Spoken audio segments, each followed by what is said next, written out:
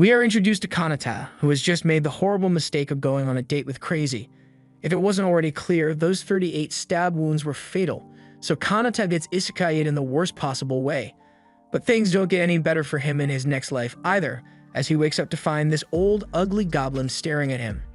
He doesn't understand what's going on, but it seems he has been reborn as one of them, so the elder gives him a new name, Gobro. The old man then proceeds to shove a big and juicy maggot down his throat for that bonus protein. And since Gobro is a baby, he can't speak or refuse anything. By day 2, he woke up to find himself surrounded by tons of ugly green babies, and he is faced with the reality that he is just as ugly as them. He comes to terms with the fact that he died and was reborn as this weak and helpless baby, so he spends the rest of the day crying over the loss of his beautiful human face. By day 3, he realizes that goblins seem to mature way faster than humans do, but that doesn't change the fact that he is still bald though. At least he is able to move and speak again now. So while it's not ideal, he chooses to make the best of the new life he has been given and heads out to face the world. On day 4, the now mostly grown goblins meet with the elder once more as he is holding a platter of maggots for them. He tells them he is done with taking care of them since they are freeloaders, so after today, they are on their own when it comes to finding food to eat. Gobro doesn't like the idea of eating maggots willingly, but it's pure protein, so he scarfs them down regardless. Afterwards, he now has to head out into the world all on his own, and as he exits the cave, he finds a beautiful world with unfamiliar plants and animals all around. One other goblin that had followed him is scared to be outside for the first time ever, so Gobro tries to reassure him by saying it's his first time seeing this place as well. The other goblin is Gobakichi, and although he is not very smart, Gobro decided to team up with him for one very important reason. He got the bulk genetics, so he's going to be helpful in hunting for food. They find a rabbit in the forest, so Gobro sends Gobakichi to attack it from the front. The rabbit runs away from him, but this was all part of the plan as Gobro had set himself up in a nearby tree, so as soon as the rabbit got within range, he leaps down from the tree and snaps the bunny's spine with that stick. This hunting strategy is really effective, but after the bunny has been caught, Gobakichi started getting a little greedy over the bunny, so Gobro had to smack some sense into him so he knows who's in charge here. After giving him a good dose of domestic abuse, Gobro begins prepping the bunny so it can be ready for their dinner. He snaps the rabbit's corn off, and after inspecting it, he figures he should be able to make a decent weapon out of this thing. Just then, he sees a notification in his head, and he doesn't know what to make of it since the elder never gave a tutorial on this. But his thoughts are cut off as Gobakichi has recovered and is salivating for his share of meat. Gobro conceives and pulls out the meat, which Gobakichi proceeds to gobble up with gratitude. On the 5th day, the two continue their hunting strategy, and Gobro has successfully implemented that rabbit horn as a weapon. As he takes a new horn from the rabbit, he receives a notification in his head again, but he's still not sure what it's supposed to be. He sits down to eat some meat, but once he takes a bite, his eyes begin to glow blue, and he is informed that he has acquired an escape skill from the rabbit. It all makes sense to him now as he recalls that in his past life, he had the rare ability of absorption, which allowed him to have a chance of absorbing the abilities of anything he eats. Although he still has absorption, it seems that all the other abilities he managed to gain have been reset since he is in a new body. It's still pretty lucky that he got to keep a skill at all, so he's okay with how things have played out since there are plenty of monsters lurking in the forest that he can eat to gain power. By day 6, Gobro has already started attracting girls with his impressive meat. She is amazed that he and Gobakichi had managed to capture horned rabbits when others have died trying to do the same. And since she actually has hair, it is officially confirmed that goblins can have follicles, but Gobro and Gobakichi are just bald. Gobro asks if she would like to participate in their hunt for the next day, and she was overjoyed at the offer. But on the 7th day, it rains so much that they had to postpone their hunt. Since he has nothing better to do, Gobro decides to go check out what they've got in storage since he has never been back here before. However, he wasn't prepared for what he would see there. He found a group of captive human women, which proves that even in this world, Goblin Slayer was right all along. He's just going to try to ignore it, so he spends his time crafting a weapon instead. The goblin elder named Gabji comes over to him since he seems to be oddly motivated to survive. At this rate, he believes Gobro might level up faster than expected. Gobro didn't know there was a level system here, so Gabji tells him to tap his forehead so he can see it. After doing so, Gobro sees that the elder is currently at level 86, and he mentions that if one manages to reach level 100, then they'll be able to evolve into a higher being. However, goblins age so fast that even though he's only in his 20s, look way too old. As he leaves, he tells Gobro that he'll get to see what an evolved hobgoblin looks like when the promising youngsters return from the village, but something doesn't sit right with Gobro. The next day, it was clear out, so Gobro went out hunting with the other two. Their teamwork is outstanding considering they are only a week old, with Gobmi as backup, Gobro as their mid-range attacker, and Gobakishi as their forward. With this formation, they were able to get themselves a large haul of meat, and Gobmi is brought to tears as she takes a bite due to how thick and juicy it is. Gobro takes a bite as well, and he ends up learning several new skills from snake meat. The next day, they kept hunting, but by day 11, they made the mistake of going into an unknown cave, and they found themselves staring down a huge swarm of vampire bats. They immediately start running away, but the bats are too fast, so Gobakichi and Gobro stay behind to deal with them. They were getting overwhelmed at first, but then Gobro uses the evil eye skill he acquired and freezes all the bats in place. With all the bats frozen in place, they then proceed to kill all of them, and afterwards they dine on their corpses. Gobro gains some new skills from eating the bat meat, including echolocation, vamp up, vamphilia, and COVID-19. As they continue to eat like kings, they are watched by some of the other goblins, who are starving since they are too dumb to successfully hunt on their own. That night, they attempted to take their frustrations out on him since obviously, he's the one with the problem, not them. If they put this much effort into catching food, then maybe they wouldn't be so hungry, but they failed to account for the fact that Gobro has a search ability, so he could sense them approaching. He counterattacked them, and although he didn't really intend to kill anyone, he miscalculated on the amount of his venom skill to use, so one of the attacking goblins ended up dead. He didn't seem to care though, as he still wanted to teach them a lesson for trying to assassinate him. However, Gobmi shows up, and after what she did to them for attacking her precious Gobro, even Gobro feels sorry for them. The next day, they head out to hunt again and are planning a coordinated jumping on this orc.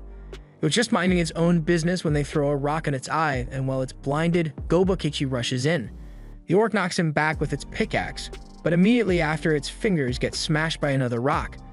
They then proceed to claim its kneecaps by inverting the bend of its knees with a club. And to finish off, Gobro stabs it in the head several times. After the orc has been killed, they enjoy its meat, but since they got a lot left over, Gobro decides they should take it all back to the cave, since there is something he wants to do.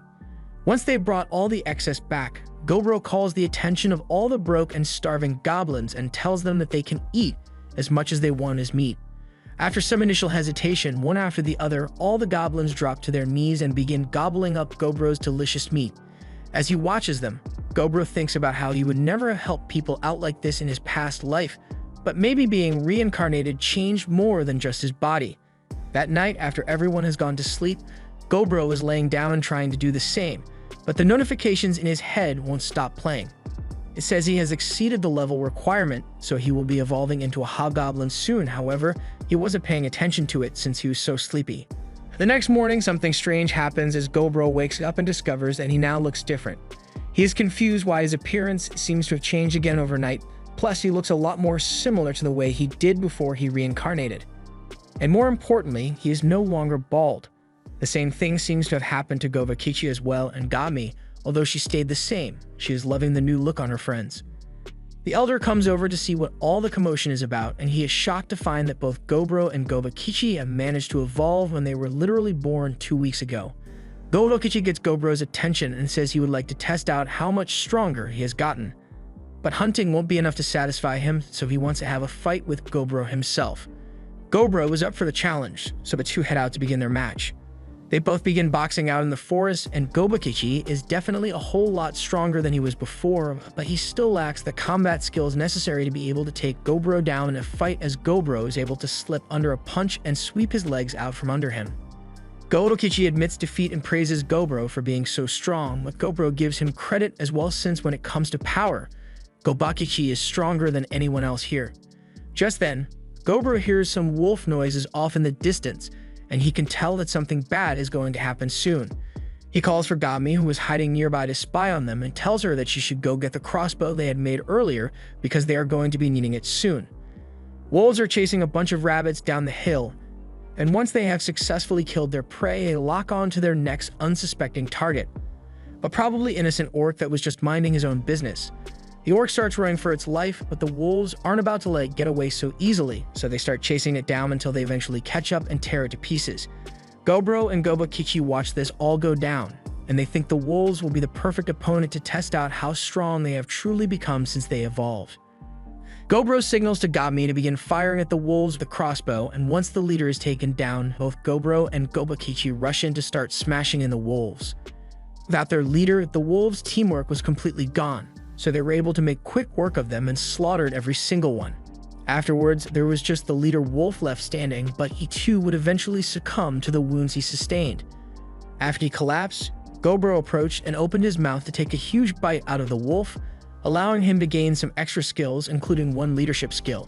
Gobro takes the rest of the dead wolves back to the cave and tells the other goblins that they are free to eat as much as they want, but from now on, he expects them to catch their own food.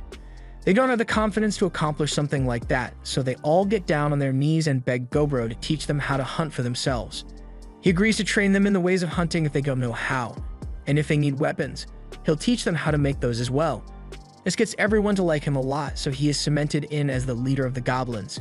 It may partially be because of his leadership skill, but that doesn't matter to him. He will work hard to lead his comrades, and he'll continue to eat and gain new skills as he goes, all for the sake of achieving his goal. Day 17. Gobro wakes Gobji up from his nap to inform him of an incident. All the human women whom they had locked in the basement realize that Goblin's Slayer isn't coming to save them. So rather than spending the rest of their lives as breeding slaves, they offer themselves with poison, so Gobro and Gobji hold a memorial and burn the bodies. By day 23, Gobro had begun training all the goblins in the ways of not sucking and being a goblin. And while he was doing this, he also spent some time hunting and eating any and all monsters that would provide him with useful skills, so he has got quite the arsenal of skills at his disposal now. Just then, he notices several figures approaching from a distance, and while they may look like goblins, he's not the type to trust strangers blindly, so he draws his sword and prepares to cut them down. However, he is stopped by Gobji, who tells him that those goblins are the fathers of the current generation of goblins, and they're home with the milk. Gobji is happy with the haul of food the old goblins returned with, and they also happen to capture some more women to be used for breeding, so Gobji is rather glad about that as well. Goblin DNA is so strong that even if they mate with other species, it will still result in a goblin baby, and while Gobro can understand the instinct to reproduce, he still has to admit that this is really messed up and he needs to do something about it. He goes over to the biggest hobgoblin of the older generation and asks if he can be in charge of taking care of the women, but the old goblin gets angry because he wanted to take them for himself. Gobro isn't one to back down, so a fight was about to break out between the two, and both generations were ready to jump in to help at a moment's notice. But before the bloodbath began, it got broken up by two other goblins. They would prefer it if they didn't cause a civil war to break out between the generations, so they suggest that the two people with beef settle it in a way that won't get them involved. These two are Hobsato and Hobsi, and they suggest that the leaders of both generations have a battle to settle the dispute, so the winner will get to decide what the village does from now on. They also make a rule banning weapons, so that no one ends up dying, and the older goblin agrees to the term, not knowing he's about to get his ass beat. And a couple minutes later, we see clear evidence that the older goblin indeed got his ass beaten. Gobro has him tied up in a spider's web, but he assures everyone that this doesn't count as cheating, since the webs aren't a weapon. He produces it from his body like Toby's Spider-Man thanks to a skill he got earlier, so with the current alpha tied up and beaten, Gobro has been crowned the new leader of the village, and no one dares to object because they don't want to end up like the old leader. Later, Gobro goes and tells the captured women that he has instructed all the goblins not to lay a hand on them, and he won't be touching them either, so they have nothing to worry about. He'll make sure they are well taken care of, and eventually he'll see to it that they are sent back to a human village. The girls are relieved to hear that they will be alright, but there has to be some kind of catch to a deal like this, so one asks Gobro what he wants them to do in exchange for their freedom. Gobro does feel bad for them, but that's not the only reason he chose to help them out. He has no other way to get any information on the matter, so he tells them that all he wants is to learn about the human world here. So after talking with them for a bit, he finds out that these women were part of a traveling merchant group, but when they were attacked by the goblins, all their men were slaughtered, and these 5 were the only ones who survived the attack, only to be captured and brought here. They start to cry after being forced to relive the tragedy they went through, but it's not like Gobro can say, "Sorry, my people wiped out your friends and family," so he just gets up and walks away. A couple days pass, and the women seem to be more cheerful regarding their current situation, but it's probably just their way of coping. From the time he has spent with them, he has learned that humans in this world don't evolve the same way monsters do, but in exchange, they are able to take on multiple jobs. The red-haired one seems to be a rookie adventurer as far as Gobro can tell, but she's pretty weak as far as warriors go, so he may have her join the goblins in training later. Speaking of training, Gobro made all the older goblins join in on the training as well, and it doesn't matter how old they are. If they get pissy with him, he's going to smack some sense into them. For the next few days, Gobro focused on group exercises so that he could teach all the goblins the new rules he had set for them, and you can tell the former leader is not happy about it, but he can't go against Gobro's decisions anymore. On the 31st day, it was rainy, so everyone stayed inside. Everything was perfectly normal, but then Gobro's detection skill alerted him to some goblins heading towards the human women, and he knows what that means. The former leader has gathered a couple of his buddies, and they were planning to have some fun with the humans, but Gobro shows up behind them, and he distinctly remembers spending a couple days going over the rules with them. But it looks like some people never learn, so he's going to have to teach the old man another lesson. The women wake up to the sound of Gobro killing one of the insubordinate goblins, and they are obviously scared. The other goblins had heard the commotion and rushed in to see what happened, so Gobro asks Gobmi to help him drag all the goblins he tied up outside and to tell everyone to gather around because there's something he wants to show them. That night, in the pouring rain, Gobro proceeded to beat the rule-breaking goblins to death, leaving the former leader to suffer the worst fate as Gobro's personal punching bag until he was just barely alive, only to be left out in the rain to die a slow and painful death. With this, Gobro asks if everyone understands the rules and what will happen if they break the rules, and no one dares to say a word. The next day, it's back to the regular hunting, and the group is up against a trekhorn with scales that make it almost really difficult to pierce. The trekhorn charges at Gobro, but he uses his spider silk to trap it in place, and with it immobilized, both he and Gobakichi were able to target its weak points and kill it fairly easily. After it has been defeated, Gobro and the others eat the meat, and he gains several new skills, one of which is a skill called Triple Strike, and even though he is doing it himself, Gobro still has no idea how the extra 2 strikes are being generated, but he's not going to question it. That night, while Gobro was in bed, the red-haired human came up to him and just climbed into bed with him. Nothing unholy took place that night because she was probably still just scared from what had happened the previous night, so Gobro let her sleep in his bed. However, by morning time, Gami had gotten jealous, so she climbed into Gobro's bed as well. In other news, the goblin Gobro had assigned to be carrying all the equipment managed to evolve as well due to all the manual labor, so she is now relevant to the plot as well. The training of the goblins has been divided into different units, with Gobakichi handling the armored units, Gobmi handling the ranged units, and Hobsato handling the regular fighters. And now that Gob has evolved, she handles the training of the support goblins. Meanwhile, Hobse is busy doing absolutely nothing because she is the only mage among the goblins, meaning there's no one for her to train. Gobro decided to leave the training of the goblins to the appointed captains while he heads deep into the forest to hunt some strong prey.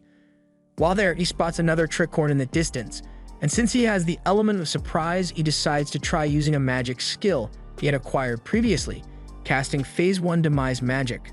And once his attack hits, the trekhorn that they had had so much trouble defeating earlier was easily destroyed in a split second.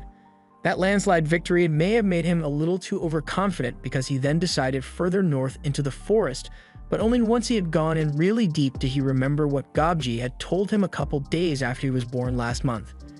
He was explicitly warned never to go into the northern part of the forest, because in there lives a crimson creature called the Red Bear, and now he has come face to face with said Red Bear due to his carelessness.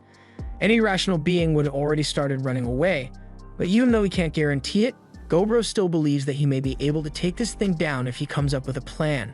He wants to kill and eat the bear to gain even more skills, so he activates his Demise Magic and gets ready to throw everything he has at the bear. Back at the cave, Gobmi is getting worried since she hasn't seen Gobro all day, and neither has anyone else since he left their training session that morning. But the others aren't really worried since Gobro is strong enough that he'll probably be fine even if he gets himself into trouble. But I don't know if he has a plan for this because the bear managed to dodge the attacks. It lost an arm in the process, but it's still every bit as dangerous as it was before, so Gobro can tell that if he gets hit by one of those claw strikes, even the refined scales armor skill he got from the Tricorn wouldn't be of any use to him. Just as he can't afford to take a single hit, he resolves to kill the bear as soon as possible. However, even after striking it in the skull with an axe, the bear still keeps chugging along, so Gobro is forced to step back and try something different. He attempts to use his spider webs to trap the bear, but is too strong for that and breaks itself free. The bear then activates one of its own skills and launches a wave of fire at Gobro, which sets the whole forest ablaze. The bear begins walking away since it assumes there is no way Gobro survived that attack. But despite that blast of fire being around 2,000 degrees hot, Gobro still managed to survive, so after getting to cover, he begins healing his arm while he thinks about his situation. He has never heard of such a thing as a fire-breathing bear before, so it looks like in order to take this thing down, he is going to have to be willing to take some amount of damage. He heads back out as the bear is leaving and baits it into launching a fire blast at him once again. But this time, he has come up with a plan to counter it and uses water magic to block the inferno, while he continues to charge forward. The bear's body is too hard to pierce normally from the outside, but it's probably a different story when it comes to the inside of the bear's mouth, so Gobro stabs his sword through the bear's mouth, leading to a wound which he assumes will be fatal. However, he gets snapped out of his confident smirk when the bear smacks him across the forest and into a tree. Gobro managed to take an arm from the bear, slash it across the head, and stab it through its mouth, but is still showing no signs of collapsing. However, after that one strike, Gobro is on the verge of death and will definitely croak if he takes another one of those hits. But that just makes it more exciting for him. He charges back in and raises his axe to strike the bear, while the bear readies its claws to strike as well. But once the clash is over, one of Gobro's arms is seen flying through the air. The bear had indeed managed to rip his arm off, but at the end of the day, Gobro was still alive, even if he is barely a step above passing out dead. He grabs the bear claw that is impaling him and takes a bite out of it, gaining 2 new abilities, but he succumbs to his wounds and passes out afterward. He then receives a notification that the level requirements have been reached, so he is allowed to evolve into a rare ogre class, which he immediately accepts. After some time, he wakes up and finds he has evolved yet again. His hand is regenerating. Thus, when he returns to the other goblins, they are all in shock by how he has become. Gabi scolds him for being away and making them worry. She tries to leg kick him, but our boy stands there and takes it like a man while Gabi drops to the floor screaming in pain. Since Gobro became an ogre, Gabi had been following him around non-stop, but before he addresses that, he wants to get himself a change of clothes. As he enters the storage room, the women are frightened because they don't recognize him at first, but after he shows them his skills as proof of his identity, they calm down a bit. One of the human girls takes a look at an axe that's been heavily damaged, which she seems happy to fix, and while Gobro is here, she informs him that she made a knife out of a magic stone, so she would like him to check it out. Gobro is impressed by all her hard work, so he gives her a pat on the head, and Stockholm Syndrome must be hitting her hard because she loves it. On the other hand, Gabi and the redhead girl hate it as they are jealous that Gobro is giving another girl his attention. Gobro then goes over to the twins to see how they are doing, but the work they have to do is a bit much for just the 2 of them to handle, so they ask Gobro if they can get a few extra hands to help. Since they asked, Gobro decides that he can tell a couple of the goblin girls to come help over here, and the twins are happy to hear it, but even Gobro is amazed how quickly they started liking goblins despite literally having their entire family killed by them a week ago. He jokes that they would make great wives, and the girls don't seem like they are opposed to the idea, but Redhead and Gabi certainly are. Next, he goes to check on the green-haired girl who has been busy making potions. He takes a look at one of the vials and he can tell it is poison, which the girl doesn't deny. She had made it for protection and was initially planning to squad wipe all the goblins by poisoning the food, but then she learned that there were trustworthy goblins like him, so she doesn't intend to use it anymore. The next day, Gobro realized that he could no longer do his regular training because in his ogre state, even holding back against the other goblins nearly kills them, so he'll refrain from fighting them anymore. Gobakichi takes the loss really hard and decides to go hunting to clear his head, and while Gobro is worried about him, he also knows he's got to give him some alone time. The rest of the day was spent with everyone going through their normal routines, and for once Gobro got a chance to just relax as he passed the time by sewing next to Hobbsy. Even though he lost an arm in his fight with the red bear, it hasn't really slowed him down all that much since he has a slime skill to make up for it. But that aside, he tells Hobbsy that he would like to get his book back so he can finish reading it, but she just ignores him completely and just keeps reading it. The next day, Gobro was casually eating lunch when Gob came running to him with an injured carbuncle in her arms. Gobro tries healing it first, but it has lost a lot of blood, so he says he'll have to ask the alchemist to make something to help her. After the treatment is done, the carbuncle wakes up and is confused about her current situation and who all these strange people around her are. They explain everything to her, So the carbuncle is grateful to them for saving her life even though she is a stranger to them. She says her name is Returner and she was attacked by some humans not too long ago, which is how she ended up in that state. Apparently, the gemstone in the forehead of a carbuncle is worth a lot of money, approximately 1 billion gold coins, so it's no wonder that they are trying so hard to kill her for it. She asks Gobro to please help her chase away the adventurers that are after her because she is not going to live much longer. Returner is an artificial carbuncle created by a legendary wizard long ago with the purpose of guarding the treasure of said wizard. However, during the attack, the core that keeps her alive was heavily damaged, so there's no way she'll survive much longer at this rate. Her master held a major grudge against humans while he was alive, so even in death, he would rather let his legendary treasures go to a bunch of goblins rather than let humans get their grubby little mitts on them. So if Gobro helps her get rid of those adventurers, then she'll gladly hand over all the contents of the treasury to him. This is a golden opportunity, so Gobro's not going to let it slip through his fingers so easily. He calls for everyone to gather around and tells them all that they will be going to this treasury today to chase away some humans. He asks the blacksmith girl if she has the spirit stone knife she was talking about the other day, so she gives it to him. He doesn't normally use a knife, but he thinks it would be better than going in empty-handed if his goal is to intimidate them.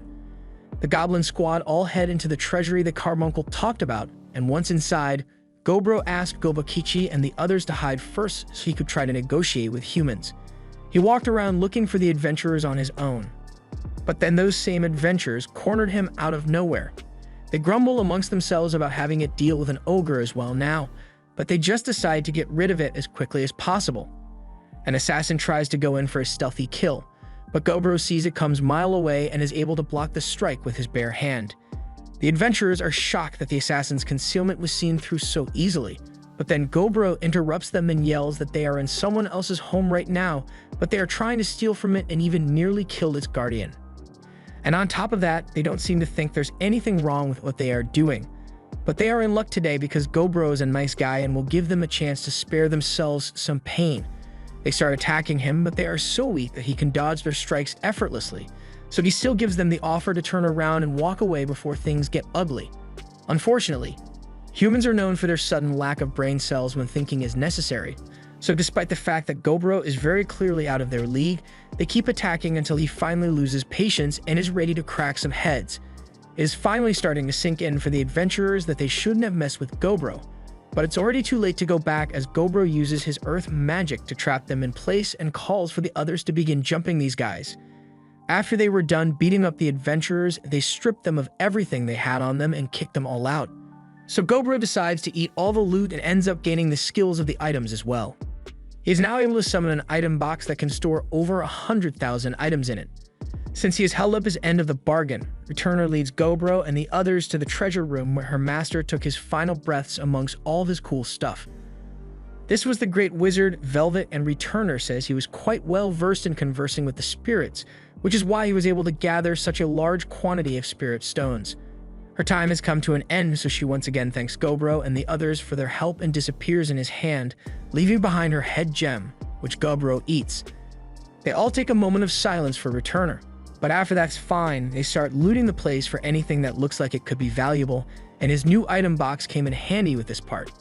But before they left, Gobro felt bad about leaving the body out in the open like this, so he decides it would be best if he burned it. And as he does so, the body turns to ash, leaving behind a gauntlet, which Gobro doesn't hesitate to put on. The gauntlet seems to be a legendary magic item, so once he equips it on his lost arm, it attaches itself to him and replaces his missing arm. The arm has some really cool features, including the ability to rotate as well as produce poison and strings. But most importantly, it can function like a regular hand as well. The next day, Gobro spent a lot of time assessing all the gear they got from the treasury, and considering it was collected by a legendary wizard, everything is top of the line in power, so the following day, Gobro distributed the magic items to the 15 hobgoblins among the group. He kept this vermilion spear as well as a legendary magic bracelet for himself, so in total, he now has 3 legendary magic items all to himself. On day 40, Gobro decided to hold a series of battles to determine the ranks among the different hobgoblins. The day after that, Gobro headed out early in the morning to go hunt some prey he has never fought before. First was the golden spider, which he took out in one punch, and after eating its meat, he received another skill that allows him to create golden threads. As he continues walking through the forest, he ends up under a tree that's bathed in light, and this is kind of a problem for him since this is the home of a species called dryads. They prey on the men of intelligent races and seduce them into becoming a nutrient supply. Gobji had told Gobro about them, and he personally wants to go out while being sucked dry by a dryad. But Gobro would never go for something so lecherous. Or at least that's what he tells himself, because the second a dryad appears and starts getting up close and personal, Gobro merely folds on the spot. He tries to think about this calmly, but then he remembers that he is still a virgin in this world, so all reason gets thrown out the window as Gobro activates his sacred skill, the Golden PP.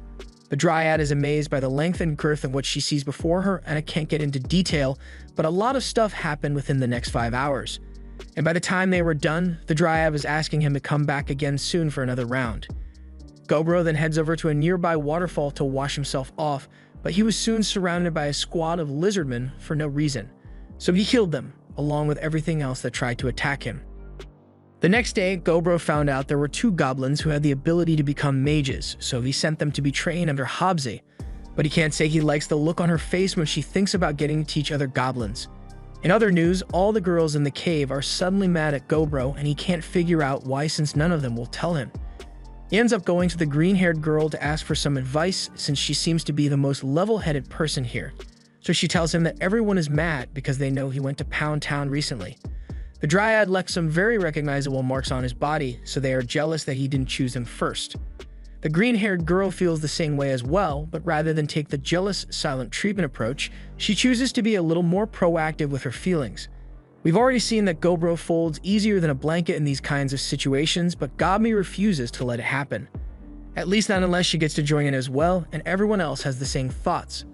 A lot more happened that day, which required Gobro to put up a soundproof wall in his room, but he doesn't want to talk about it. This was the end of episode 3. Thanks for watching. Subscribe to not miss the next part.